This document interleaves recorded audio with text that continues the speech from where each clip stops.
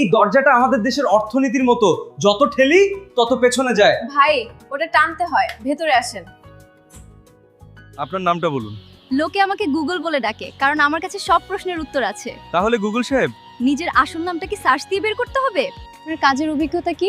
আমি গত 5 বছর ধরে রিলেশনশিপে আছি। সহ্য ক্ষমতা আর ধৈর্য দুটোতেই আমি অলিম্পিক মেডেল পাওয়ার যোগ্য। হ্যাঁ, আপনি কত বেতন আশা করেন? বেতন ম্যাটার করে না, তবে আমার বিরিয়ানি আর নেটফ্লিক্স বিলটা যেন অফিস থেকে আসে। Can you speak in English? Yes, of course. My English is so good that even English people need a dictionary to understand me. চাপের মুখে আপনি কেমন কাজ করেন? অসাধারণ। পরীক্ষার আগের রাতে আমি যেই স্পিডে পড়ি, সেই স্পিডে কাজ করলে নাসা আমাকে চুরি করে নিয়ে যাবে। আপনার সবচেয়ে বড় দুর্বলতা কি? আমি খুব দয়ালু। যেমন এখন আপনার জন্য মায়া লাগছে যে আমাকে রিজেক্ট করার পর আপনি একজন লিজেন্ড হারাবেন।